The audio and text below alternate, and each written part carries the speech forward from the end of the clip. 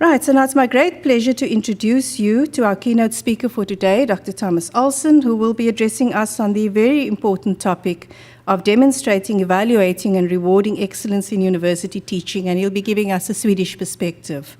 This topic has great relevance for Stellenbosch University, as our Senate in June of this year adopted a set of recommendations from the task team into the promotion and recognition of teaching at Stellenbosch University. And all our faculties are currently strategizing around how to implement these recommendations within their faculty contexts. So I'm sure you'll derive much benefit from Thomas's talk, as he has much experience and expertise in this very area. So Dr. Thomas Olsson is an associate professor in the Faculty of Engineering at Lund University in Sweden. He holds a PhD in chemical engineering and currently works in academic development in the faculty. Thomas has extensive experience in systems for rewarding excellent teaching, pedagogical aspects of tenure and promotion, and research projects related to excellence in teaching and learning. He has played an active role in the steering group of a national Swedish project on excellence in university teaching. He also serves as a pedagogical expert at numerous appointments and promotions committees of university teachers at different universities, and he has, together with his colleagues from 3 other Swedish universities, organized a national course for prospective assessors of pedagogical qualifications. So I'm sure you'll agree with me, he's very well suited to speak on this very important topic. So please join me in welcoming Professor Olsson to address us. Thomas. Thank you.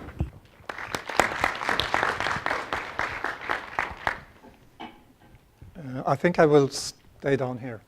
You all sit in the back like students. First, a little bit about, I'm delighted to be here. It's very nice surroundings, nice wine, nice weather, everything. So I'm going back on Sunday and it will be dark and miserable. This is Lund University, and you can see from the pictures that sometimes it's nice, the weather. It's an old university. We got all faculties, quite a lot of students, very research-intensive university. So in that respect, I think it's similar to Stellenbosch. We have about 70% of the budget is for research, and 30% is for teaching. And I'm from the Faculty of Engineering, which is 50 years old. And the perspective I will give today is mostly from that faculty. And at Lund University, and also in Sweden, the engineering faculties are actually driving this, and things do happen at faculties of engineering, much more so than social sciences. Might be different in different countries, but in Sweden, engineering is in the forefront. So today, I will say just a few words about my background, and Cecilia said I'm from engineering, and that's correct, but I'm not working with that at the moment, so I'll try to explain a little bit why. Then I will set the big picture, the scholarly teaching, the scholarship of teaching, and the way we look at these two concepts. I'll move into excellence in university teaching and show you a model that we have developed to give our perspectives on what we mean with excellence in teaching. And then the main part of this talk will be about assessment and rewarding excellence in teaching. So I will talk a little bit about teaching portfolios, which are the main documents used in this assessment. And then I focus on the Pedagogical Academy, which is a reward system that we have developed at my faculty. And finally, some words about institutional development, because we do this for the purpose of developing our institutions. We don't reward teachers, assess portfolios, and so on. The prime purpose is not the individual, but the institution. So my development is from chemical engineering to teaching and learning, mainly in engineering education, but not entirely. And I started, you see, it's 30 years. I started in the 90s as a PhD student in engineering, and I was very, very quantitative. I measured temperature, pressure, and composition, or concentration. That was what I measured. But I got a PhD in that, and I continued to work with chemical engineering, mainly teaching in chemical engineering. But in the mid-90s, I attended a pedagogical course that actually changed quite a lot. Because in that course, I did a project, still within chemical engineering, but a project about teaching in chemical engineering, which made me continue. And I was invited to attend an advanced project a few years later, which presented in a conference publications, still in chemical engineering, but in relation to teaching and learning in chemical engineering. So I got so interested that I tried to get funding, and I was successful. So I got quite a lot of money from a national Swedish Council for Renewal of Higher Education. And this was about qualitative assessment in engineering, and especially chemical engineering. So you see that the subject is still there. And then, partly with that, I came to work with the people in academic development at my faculty, and started to do development projects, research, especially about excellence in university teaching. And gradually I moved away from chemical engineering, and since about 2005 I work full-time with academic development and no engineering anymore. So this is not a typical story at all, but it's my story, and it's not the path that you would expect most teachers to follow, but some follow strange ways. So, what is a scholarly approach, and what is a scholarly teacher? A scholarly teacher would be a teacher that refers to the literature, that observes teaching and learning, evaluates, obtains peer evaluation, talks with colleagues. Of course, they are experts in their discipline, and they view teaching as a profession. That would be a scholarly teacher. And that is something that we, of course, encourage. The more knowledgeable a teacher is, not only in his or her subject, but also in teaching and learning, the better it is. But scholarship then, what would scholarship be? Or scholarship of teaching? Well, that is something that builds on and goes beyond scholarly teaching. And especially the important thing is that it goes beyond the individual and influences institutions. And that is what we want, and that's the topic of the conference here today. And the conferences that you have every year is the scholarship of teaching. So if you're engaged in scholarship of teaching, then it requires an understanding, a deeper understanding of how students learn. And focus again your specific discipline. But scholarship generates new ideas. It's innovative, it's original. You do the scholarship because it can be replicated and built upon.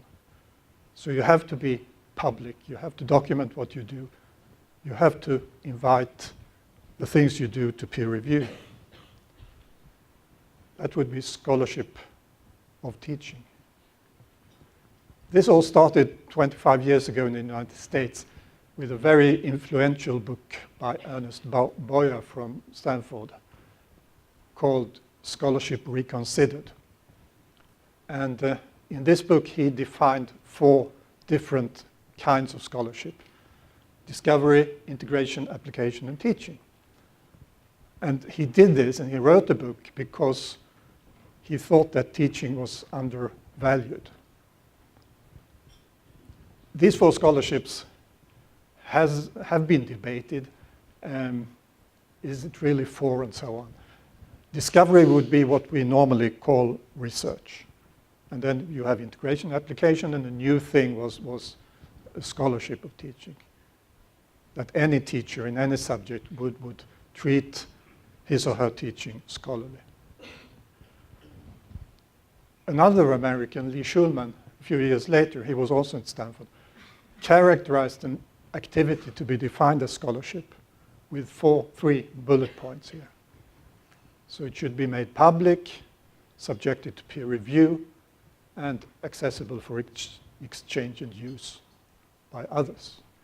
So it's about the same thing as I said before. The public point here and the peer review point are very important, of course. And why shouldn't it be? The teaching activities that we do should be made public and made possible to use by others. And that's exactly the way we work in research. And we don't have to reinvent everything again and again if we work more in this way. And if we work in this way, we have to try to discuss, or begin to discuss, what levels of investigation should we work on. And then we can go to the literature again. Paul Ashwin, Australian, Keith Trigwell, also Australian. They wrote an article about 10 years ago where they defined 3 levels of investigation: personal knowledge, local knowledge, and public knowledge. The personal knowledge would be that you inform yourself and you verify what you do yourself. This is the typical teacher. The little bit more advanced teacher that reads about teaching and learning, but keep this teaching within the walls of the classroom. The local knowledge, then you inform it within a shared context, and you get verifications from those within this context. That would be typically like this conference. This is the shared context of Stellenbosch University. Public knowledge then would be that you go outside, you inform nationally, internationally, and you're verified within this greater community. Public knowledge. Public knowledge is in your research, that's the normal way you work. You publish in international journals, you go to international conferences, and so on. We would argue that in teaching and learning, at least at the level that, the stage that we are in now, you should focus on the local level. And the local level would then be, could be a university like we are today, but it could be a faculty, maybe not a department, that's a little bit too local, but certainly a faculty. So in my case, it's the Faculty of Engineering. But if you focus on the local level, then, or local knowledge, some would certainly go into the public level, public knowledge. That's fine, but it's not for everyone. The majority of teachers would focus on their research. And in their research, they go on the public level. But in teaching and learning, they can do quite a lot at the institutional level if they focus on the local level. The personal level, the personal knowledge, that's fine. You can be an excellent teacher with personal knowledge, but you don't influence the institution. And that's what we want to do. I will just show you one picture of our thinking about the local knowledge. So we have done some papers about this, but if you look at the effect on the local context, and I will show you now, it's just a part of what we have done, and it's 2 extremes. So we have defined one trajectory, we call it, which is that teachers engage in discussions with colleagues in other contexts. So the red guy here, he is, or she is, probably very knowledgeable about teaching and learning, but entirely goes outside, writes in external publications, goes to national and international conferences, and so on. This would be the first trajectory. The opposite, or the other extreme, would be teachers engaged almost entirely in discussions with colleagues sharing the same context. So this red guy here is entirely within the very local context.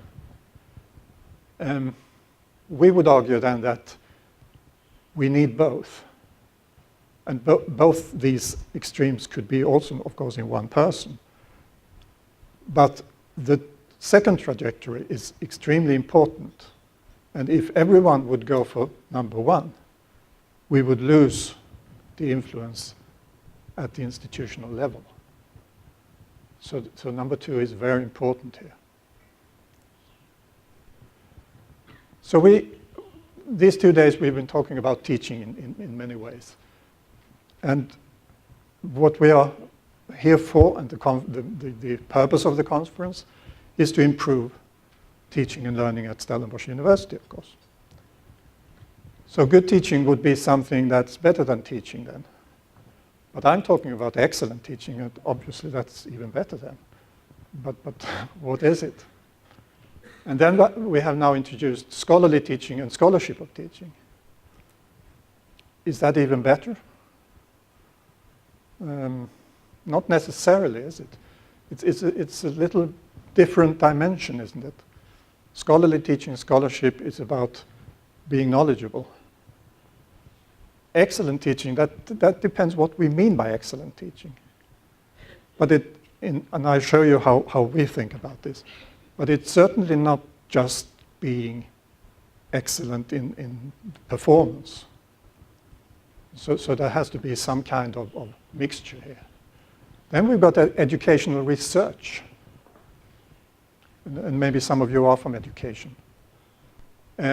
Educational research is something else, partly, but could also be related to this. Educational research has to do with any aspects of humans and learning. But parts of it can certainly be about higher education and teaching and learning in higher education. But one thing that's important is there is absolutely no direct relation between education, being an excellent researcher in education and an excellent teacher. That's not, it could be so, but it's certainly not by any definition. So I would say that we are somewhere here. When we define excellent teaching, we probably include some aspects of scholarly teaching and scholarship of teaching in the excellence. There are benefits for the individual teachers in this, of course, and that's fine if the individual teacher grows. Some individual teachers even go to other places, but that's if you know who that guy is. That's not the point. But especially there are benefits for the institution, for the institutional level, if you include scholarship and scholarly teaching. So engaging in scholarly activities can then underpin and support the cultural change. And in a few minutes I will describe our system, our reward system that we call the Pedagogical Academy. There are data showing that if you engage in scholarly activities, you can improve teaching. And we have some data on that. I will not show you the figures now because there's no time, but the data shows that courses where teachers engage in scholarly activities play a vital role. These courses are more appreciated by students than other courses. We have a university-wide system for course evaluations that we've had for 10 years with I think, 140,000 questionnaires at the moment in the database. So we can really follow this, and we can see in detail the different courses. So we do have data on this. Now, two important questions now is what constitutes excellence, what is excellence, and how can we assess it? And our view on excellence in teaching, we have summarized that in a model that we call pedagogical competence. And the center of this model is the teaching practice. So you must never forget that the actual teaching in the classroom, in the laboratory, supervising students or doctoral students, that's at the center. That's the most important thing. You can never be an excellent teacher if you're not able to communicate with students and so on. And it's in this practice that the student learning is directly supported. But being an excellent teacher requires more things. For example, it requires that the teacher can make observations of the teaching and of the student learning in the subject. And to be able to make good observations that will drive the teaching and learning forward, you have to have theoretical knowledge. So knowledge about teaching and student learning is important. Some general knowledge, but especially knowledge about teaching and learning in your discipline. And if you have this, you can go on and plan the teaching to improve the practice. So the reason for all this is to improve the practice. What you observe depends on your perspectives on teaching and learning, closely related to the knowledge. Do you have informed pedagogical discussions? Do you rely on pedagogical theories in your subject and so on? And this is an example of informed pedagogical discussions that you have these 2 days and hopefully throughout the year at your different departments. Of course, there are limiting aspects here. Money is one, time is another one. But there are also possibilities. If you become more knowledgeable, if you observe things, if you come up with excellent new ideas, you also get the possibility to do things. If management realizes that, yes, this is an excellent idea, we have to incorporate that in our curriculum, the chances that you will succeed are much better if you can show what happens. This part here we call teaching skills. And again, teaching skills are extremely important. The whole model we would call pedagogical competence then. These are translations from excellent Swedish concepts, but I've tried them on many English-speaking persons, and we've come up with these too. There are papers about this, and if you're interested, I can give you examples of them. There's one thing not included in this model. You can comply to all parts of this model, but being at the personal level. So we have to include the public part here. But you can go public in any ways. You can go public with your practice, different investigations you do, observations you do, theoretical discussions you can go public with. You can go public with anything here. But if you do not go public, you are still at the personal level. And when I say public, I don't mean you have to write in international journals. This is public, what we are doing these 2 days. So if we agree on this is one way of looking at excellence in university teaching, then the next question is, how can we assess it? And in our system, the teaching portfolio or pedagogical portfolio is the central document that we use. If you look worldwide, most universities use portfolios as the central document. It's not undebated, it's not without criticism, but I would argue that it is, if you use it in the right way, it's a very good document to have. You have to complement it with different things, but it's very good to have the portfolio. We also have to have criteria. And these are the criteria that we are working with at my faculty. So we have criteria focusing on a clear, or the teacher should have a clear focus on student learning, should be able to show a clear development over time, and should have a scholarly approach to teaching and learning. Then we have 8 different criteria here. So you see they are about the learning perspective, theory and practice, a sound relation to students. You should respect your students. Doesn't mean you have to be loved by your students. This is not a popularity prize, but you have to treat them the way you should treat other people. Clear development over time and ideas for the future.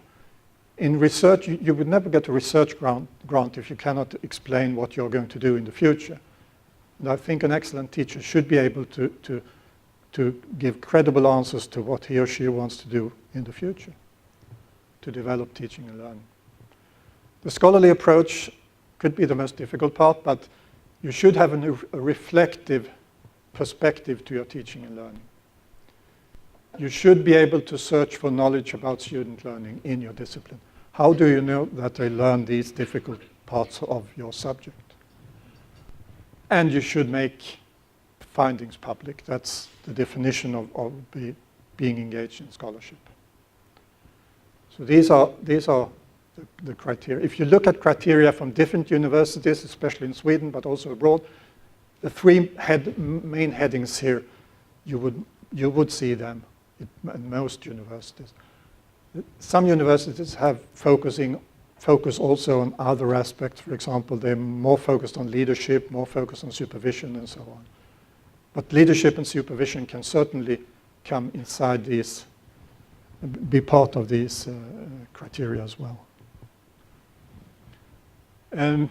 When you write a teaching portfolio, concretion is extremely important. A teaching portfolio should not be you writing about teaching and learning in general. Because we're all academics. We can read books and we can come up with an excellent general teaching portfolio in about a month or 2. But if it's not about your actual teaching with your students, with your doctoral students and so on, it's not worth anything. It should never be too general. There can be general discussions in it, but it must at the end focus on your teaching practice. One example of what you could include then, how could you make it concrete? You could include significant teaching and learning situation from your practice. And that could be done in many different ways. This is an example from colleagues of mine from another university, Uppsala in Sweden. And they were quite early. They wrote this about 15 years ago. And that they work, one way to structure at least part of the portfolios would be to have to describe your philosophy, action, over to consequences, and then results, making it concrete. For example, I analyzed learning outcomes in some course, and this made me change the structure in this way, and now you can show results that this has happened, so that in the portfolio, the reader of the portfolio can follow that you have developed. Also the discipline, subject or discipline. I wasn't sure if subject and discipline is the same thing, so I wrote both. But the discipline couldn't be overemphasized. This is extremely important. You're always teaching about something. You're not teaching about just teaching. I assessed the portfolio from a professor of medicine at a university in Sweden. And he wrote that he didn't like excellent teachers that were not knowledgeable in their discipline. And I would say it's absolutely impossible to be an excellent teacher if you're not knowledgeable in your discipline. But because what are you teaching about then? Again, we can go to Lee Schulman in the United States. He had an article that's almost 30 years old, and some articles do live for decades, and this one does. the discipline, the subject is extremely important, and you have to know your subject. If you say you have to know your subject, anyone would say, of course you have to know your subject. But you could discuss in what way do you have to know your subject for it to be enhancing the teaching and learning. And Lee Schulman have 3 kinds of knowledge that he discusses. First one is subject matter content knowledge, which would be then knowledge in the subject.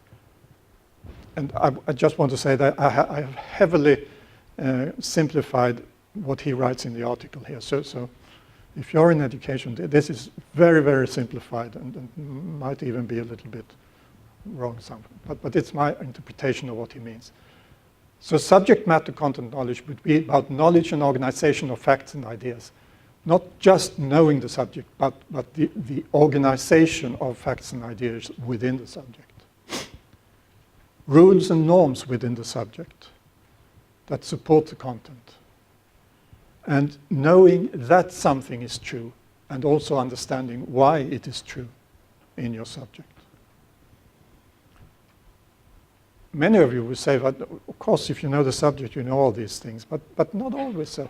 Again, if I turn to medicine, I'm not in medical faculty, but I have colleagues there, and they would say that they have problems with teachers being extremely knowledgeable about part of the eye, for example. But they have to teach about knees and everything, and that it is not necessarily so that they do have subject matter content knowledge. Even more important is the pedagogical content knowledge. And this, in Swedish, we would call this didactics. And I would get, that's the Central European tradition. So I would guess that in Afrikaans it's about something like didactics. But in English it's more difficult to explain. It's about teaching and learning. Pedagogical content knowledge is then that you can take your subject, the knowledge you have in your subject, and move it into the student learning. You have to be able to have this discipline-specific examples, analogies, explanations, and so on. Knowledge about specific learning hurdles in your subject. What do students have special difficulties with in my subject? Why does a car cost 200,000 rand and not 1 million rand? Many students would say that has been decided somewhere. Yes, it has, but it's because of, you know. So there are learning hurdles in all kinds of subjects, and it's important to know them and to have the pedagogical answers, arsenals, methods to help students. To help students use useful learning pathways. And these 2 things are very specific for different disciplines. If you're a teacher in English, these would be quite different from if you're a teacher in engineering. Curriculum knowledge is also important. To be able to link your subject to other disciplines. Parallel if you're in the program, but also what do students know from before and what comes after. So in the portfolio, it's very important to show these things and how you work with them. The content of a teaching portfolio, how does it look? It differs from different universities. There are different ideas, but I would say the main parts, at least the way we see it, are that you should have a brief teaching biography or an educational CV. A portfolio is not a CV, but part of the portfolio should be that you show what you have done, what courses you have taught in, and so on. The main parts of the portfolio is that you should write about and analyze your teaching philosophy, a scholarly reflection on how you look at teaching and learning in your subject. This is an important part of a portfolio. But writing about teaching and learning in a subject, you can do that without relating to your actual teaching. So concrete, integrated examples from your teaching practice supporting this philosophy is very important. These are selected. You, as a writer of a portfolio, select a representative, a number of examples that represent your teaching and learning in relation to your teaching philosophy. Maybe 4, 5, 6 examples in a portfolio, and then you expand on them. You write a page about each of them, and you analyze and reflect. You put in the literature, what other people have done, and so on. Some of the questions that you could answer here is why you developed in a certain way, how you did it, what are the student learning results. And you could include, I mean, of course you include teaching, but it could be supervision of doctoral students, for example. It could also be leadership in teaching and learning. Leadership in teaching and learning is an important part of this as well.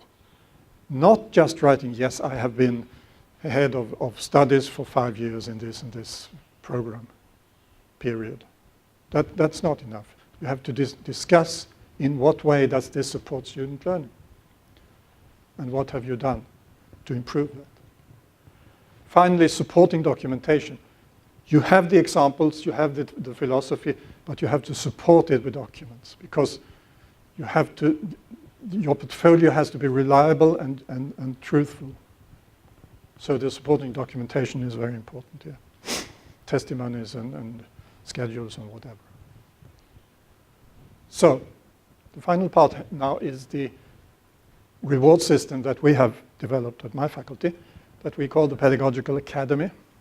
It's not actually an academy, it's a reward system, but the dean at the time wanted, this is 15 years ago, she was very, very firm, this should be called the Pedagogical Academy. We tried to argue for other solutions, but this is what it is. It rewards teachers with a clear focus on student learning. And they should be able to reflect scholarly on that teaching. There are money in the system for both individuals and departments. And we use a peer review system to evaluate them. So it's an internal peer review system at the Faculty of Engineering. Any teacher at the Faculty of Engineering can apply. And you hand in the teaching portfolio in the way I just described. You should also have a recommendation from the head of department, a CV, and you should have discussed the portfolio with critical friends. So this is the application. You can apply once a year. If you're turned on, you can apply again. And it's for all teachers. Now, no limits if 200 teachers would apply to the criteria, they would get the reward. That has never happened, but there's no limit. The assessment of this portfolio is made by an assessment group in a peer review system. In our system, we use previously rewarded teachers at the faculty. We were first in Sweden with this kind of reward system. But other universities, quite a few of them now, have similar systems. And some use entirely external assessment groups. And some use mixtures. I would argue for our system, maybe with one external, and we might go that way. But if you leave the assessment to someone entirely from outside, if you should introduce a system like this at Stellenbosch, and the assessment would be done by Wits University in Johannesburg, they wouldn't know the context here. It would be difficult. They would make strange decisions influencing your university in a way that you might not approve of. So I would argue for mainly internal peer review system. And then of course it's important here to choose assessors with caution. Shouldn't be close to the applicants and so on. Also, it's very, very important to have an interview. That's quite a lot you can see from a portfolio, but you have to interview the applicant. You have to be sure that this is really the same person as, not that it's another one that has written it, but you have to be able to orally define, to discuss what you have written in the portfolio. So this is the way we do it, and after the interview and the assessment of the portfolios, we write an assessment protocol, a qualitative assessment against the criteria, and this goes up the system to the teacher appointment committee that makes the final decision. Students are in the system. Students are here in the teacher appointment committee. So they can influence the decision in the teacher appointment committee.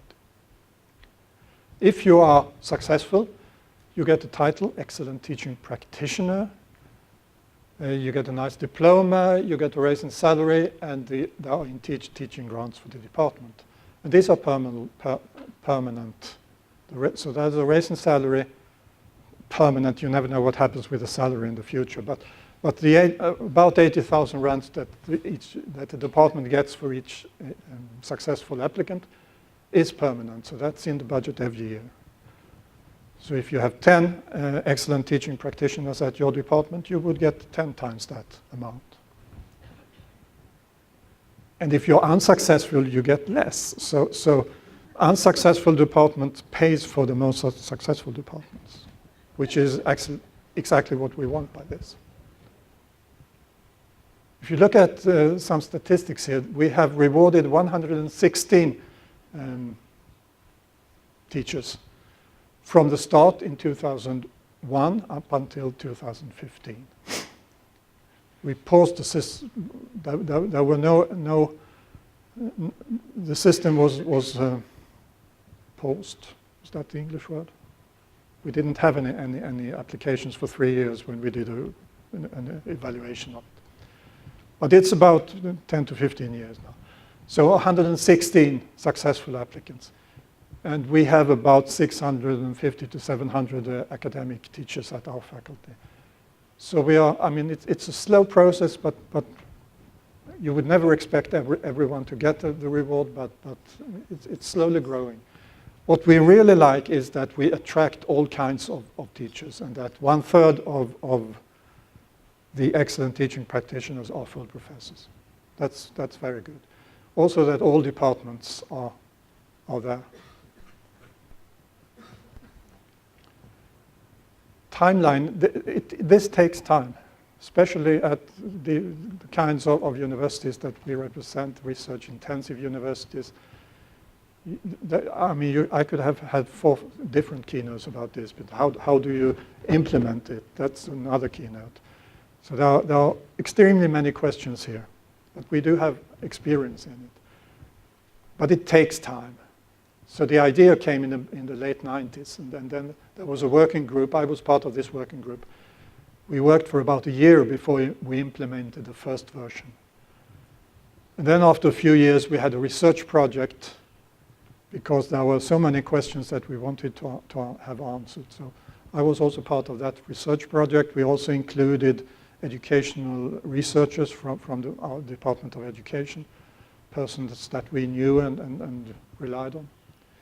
And then we came up with a second version in 2006, which is running at the moment, and that's the one I'm talking about. Quite a lot of information in this project. Included video films of interviews and so on. And then it's led to quite a lot of both national and international collaborations, and Cecilia mentioned the national project. So that's a national project with 10 Swedish universities. We've had a project actually with South Africa, Wits University. And quite a lot of workshops, seminars, keynotes in different countries about this. The national project resulted in a book a few years ago, and that it has been translated into English, and it's available for download as a PDF file. So if you're interested, you can get this and download it. The South African project has been delayed for years now, but it is actually going to be published now, this autumn, in Johannesburg. And there are researchers here from Sweden and from 2 universities in Sweden and from Wits University, some of them from Wits, and Teboho, he is from Vaal University of Technology. And this is not, our chapter is about the Pedagogical Academy, but there are other chapters here. So it's about scholarship of teaching and learning and the constitution and transformative potential of scholarship of learning. I don't know what will happen with this, if it's what will be available to download or how it will be. I have no idea. But it will come now. If you should introduce a kind of reward system, for example in Stellenbosch, one thing you said, the most important thing is that you do it your way. Because if you copy a system from one university to another, it will fail, because there are so many cultural things at different universities that only you know about. So you can get inspiration from others, but you have to do it your way. I would say there are 3 main critical factors for success. You should focus on institutional development.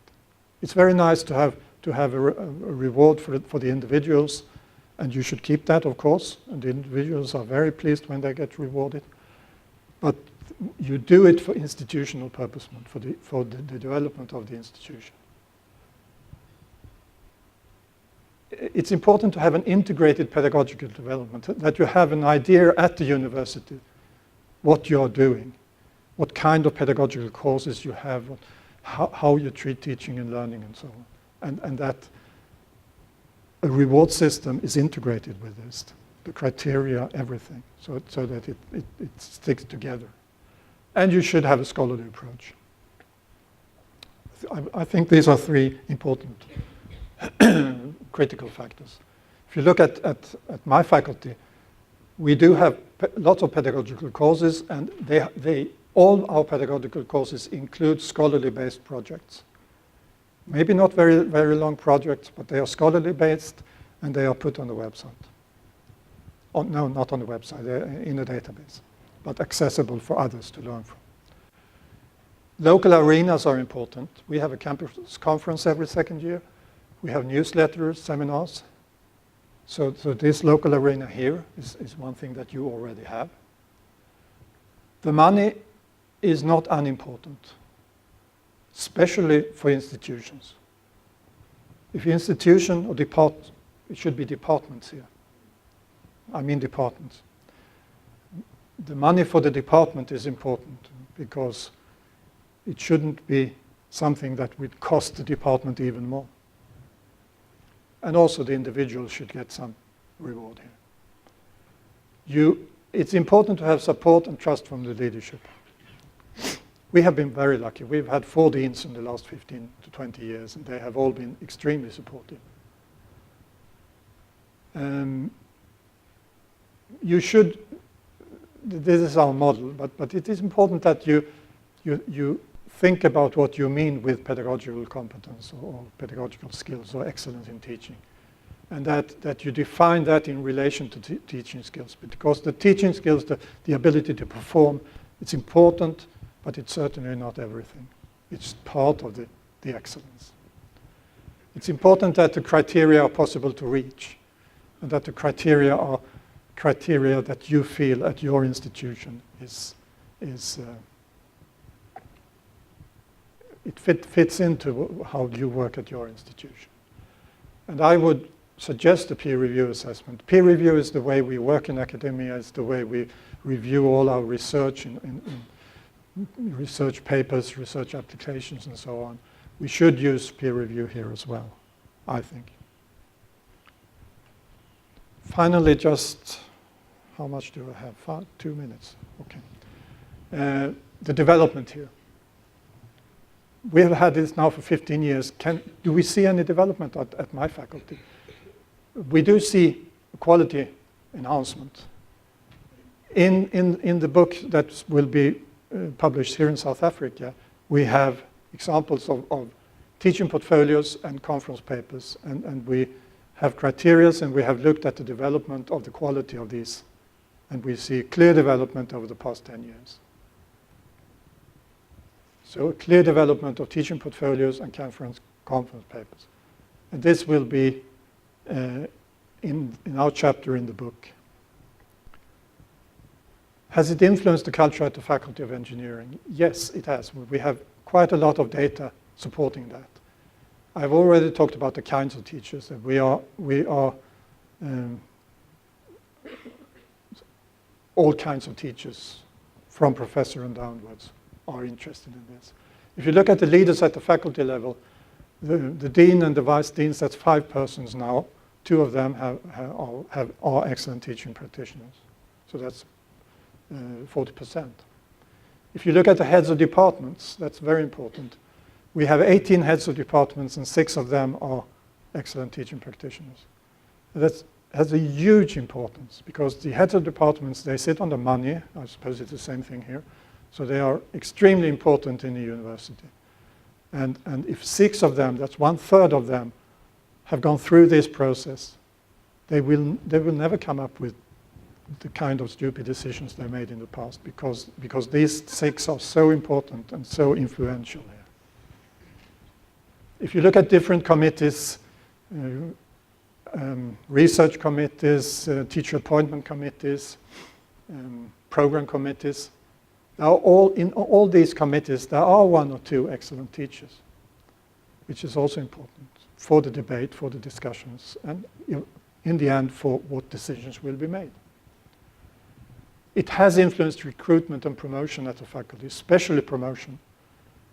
Today, it is required of every teacher at our faculty, if they want to be promoted, for example, to professor, they have to write a teaching portfolio.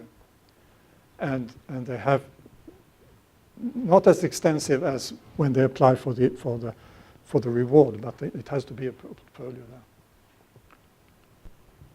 The money in the system is important. The argument we get is that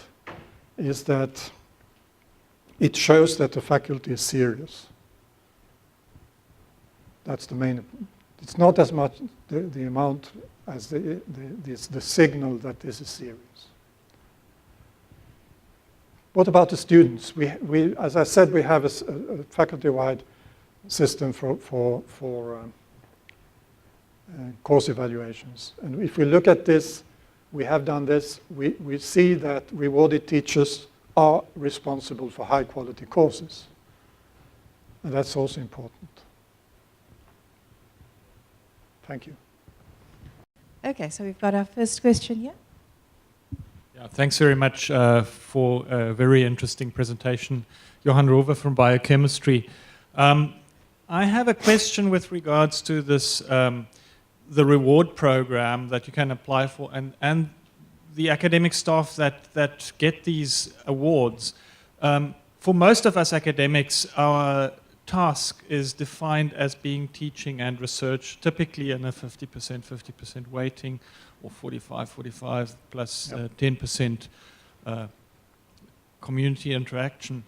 Now, my question is, do you find that the academics who get these rewards, that they would be focusing more on the teaching aspect, also the scholarship of teaching, or do you find people who are excellent researchers in their own disciplines and then become excellent teachers as well?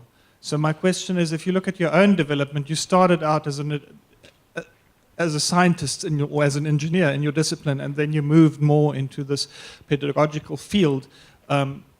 What is the situation like with the people who receive these awards? Do they then focus more on the teaching, or do they really manage to be excellent researchers in their own discipline, plus then in the teaching aspect? Yeah, that's a very good question.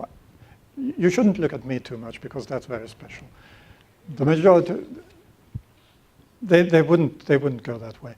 But they they would not focus just on teaching, because if you don't focus on your research, if you don't get research grants, eventually you're out. So you have to focus on the research as well. But what we do see, especially among younger teachers, I mean, teachers in their early career, 30, 40 years old, they would certainly focus on both, because they know that when they, in a few years' time, maybe 5, 10 years, they will try to be promoted to full professors, then this really counts. So they would focus on both. We do see rewarded teachers at our conferences like this, much more so than not rewarded teachers. So they do continue. We know that they are mentors at their departments in many cases. We don't have any special program for them or requirements for them, more than they should take part in the assessment committee if they are asked.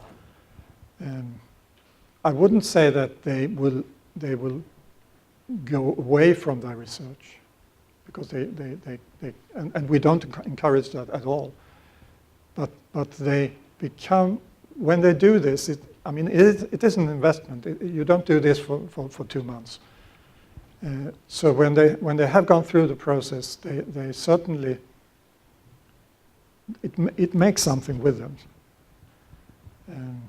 I don't know if this answers your question, but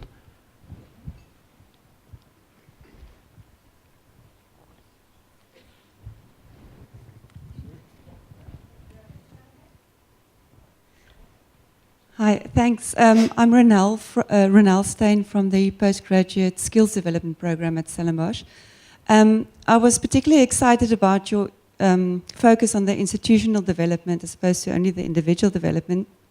And I've got actually 2 questions, but we'll see if we have time to answer both. The one is that slide that you had of Schulman, I think, with the different types of knowledge.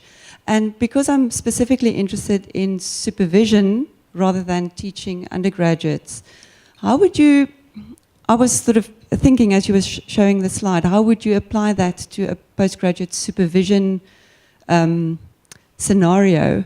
For example, subject matter content knowledge. One could argue that the role of the supervisor is not to teach that. And so I was just thinking a way out of that, to apply that to postgraduate teaching, would be to look at the subject knowledge there is research in the discipline. So that's what you would be teaching. That would be the content. And the pedagogical context, how do I teach somebody research in the field? Would you agree with that? Or have you applied this model in a postgraduate supervision scenario? We've had, especially during the last 2 or 3 years, excellent applications from teachers focusing on PhD education, both supervision and courses in PhD education. And they have managed to come up with excellent examples of that supervision practice, relating that to theories about supervision and how they do it. So it could be done. It's not so common. Most of the applicants would have undergraduate education, focus on undergraduate education. But we do encourage them to put in their PhD education as well, because we think that the pedagogy of PhD education is a bit undervalued, and that quite a lot to be done to raise the quality of both supervision and graduate courses. And the Swedish system is a bit different, because the master level in our system is in the undergraduate part. So when I say graduate level, that's only PhD education. I'm not sure you can use Schulman directly in supervision, maybe.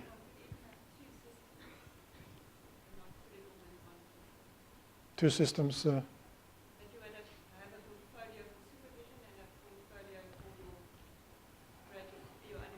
We haven't thought about that.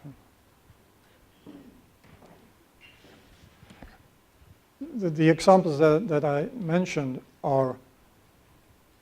they include both, but the focus was on supervision and PhD education. So it's possible and it is encouraged. Okay, I can see there are many more questions that people would like to ask Thomas. He will be with us all day, right up until the cocktail. So if you haven't had a chance to ask your question, please find him during the tea break, during lunchtime, during the cocktail, or during any of the sessions. We are moving straight on to the next set of parallel sessions, so I'm going to call the session to a close and thank Thomas very much for a really interesting, detailed, insightful keynote. And I think there's lots in it, Thomas, that we'll be able to take up and use and apply to our own context. So it leaves me to say thank you very much to Thomas and hand him over a gift in our true Stellenbosch University style from Spirit. Thank you very much, Thomas, and thanks everyone. So we'll move straight into parallels now. Thank you.